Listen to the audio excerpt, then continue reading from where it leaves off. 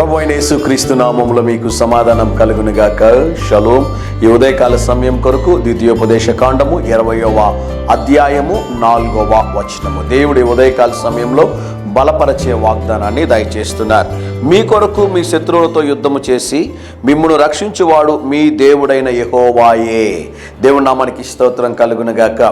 వీలైతే ఈరోజు ఈ 20వ అధ్యాయం మొత్తం చదవడానికి ప్రయత్నం చేయండి. చాలా శ్రేష్టమైనటువంటి బలపరిచేటటువంటి ధైర్యపరిచేటటువంటి వాగ్దానాలు ఉన్నాయండి. అన్నిటినీ తెలియచేయాలి అంటే కష్టమవుతుంది. కారణం ఏంటి అంటే 2 నిమిషాల కన్నా అధిక సమయం అయిపోయింది అంటే రేపటి నుంచి చాలామంది చూడడానికి ఇబ్బంది పడతారు. ప్రతి ఒక్కరు కూడా ఉదయకాల సమయంలో యేసు అనే మాటను వినాలనే ఉద్దేశంతోనే ఒక చిన్న తలంపుని ఉదయకాల సమయంలో మీకు తెలియజేస్తున్నాను. శత్రువులు ఎప్పుడు మనకు ఉంటారని నేను అనేక సార్లు తెలియజేస్తుంటాను. నేను ప్రాముఖ్యంగా చెప్తున్న మొదటి మాట ఏంటి అంటే ఉద్యోగం చేస్తున్న వారి గురించి చెప్తున్నాను. ఉద్యోగం చేసేటటువంటి ప్రదేశంలో అనేక మంది శత్రువులు ఉంటారు. జాగ్రత్తగా ఉండండి. వారితో చాలా చనువుగా ప్రవర్తించొద్దండి. మీరు కొన్ని లిమిటేషన్స్ పెట్టుకోవడానికి ప్రయత్నం చేయండి. మీరు వారితో ప్రవర్తించేటప్పుడు మీకున్న సీక్రెట్లన్నింటినీ వారికి తెలియజేయొద్దండి. వ్యాపారం చేస్తూ ఉన్నారా, లేకుంటే ఒక కంపెనీలో పనిచేస్తున్నారా, ఎక్కడ మీరు పనిచేస్తున్నా కూడా మీరంటే గిట్టని వాళ్ళు చాలామంది ఉంటారు. ఒక విచిత్రమైన విషయం చెప్తాను, నన్ను చూడడానికి ప్రయత్నం చేయండి.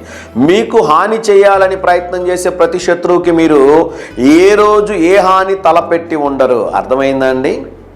మీకు ఎవరైతే శత్రువులు ఉన్నారో వారికి మీరు ఏ రోజు ఏ హాని తలపెట్టి ఉండరు. అయినా వారు మీకు సమస్యలు కలిగించాలని, ఇబ్బందులు కలిగించాలని ప్రయత్నం చేస్తుంటారు. ఇది ఎవరి బుద్ధి అంటే, ఇది ఎవరి స్వభావము అంటే సాతాను యొక్క స్వభావము. భయపడొద్దండి.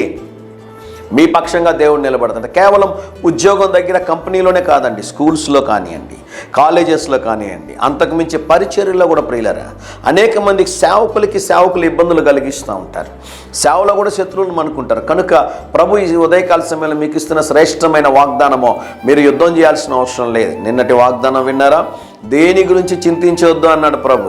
ఈ ఉదయకాల సమయంలో ప్రభు మాట్లాడుతున్నాడు, మీ శత్రువులతో నేను యుద్ధం చేస్తాను, మీరు ఊరక నిలచి ఉండి దేవుడు చేయ అద్భుత కార్యాన్ని చూడండి. కనుక మిమ్మల్ని ఇబ్బంది పెట్టేవారుంటే, మీకు సమస్యలు కలిగించేవారుంటే వారి గురించి ప్రార్థన చేయడం ప్రారంభించండి.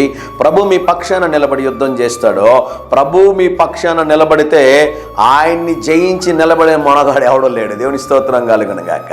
సాతానుని చితకగొట్టినటువంటి దేవుడు, మరణపు ముళ్ళును విరిచినటువంటి దేవుడు నీ పక్షాన నిలబడి నీకు జయాన్ని అనుగ్రహిస్తాడో. కనుక ధైర్యంగా ఈ దినాన్ని ఎదుర్కోండి. దేవుని సన్నిధి మీకు తోడుగా వచ్చునుగాక. ప్రియ పరలోకపు తండ్రి, మీరిచ్చిన శ్రేష్టమైన వాగ్దానము కొరకై వందనాలు. ఈ దినం మా ప్రియులు తలపెట్టుచున్న ప్రతి కార్యములో జయమును అనుగ్రహించమని యేసు నామములో ప్రార్థిస్తున్నాము తండ్రి. Amen, amen.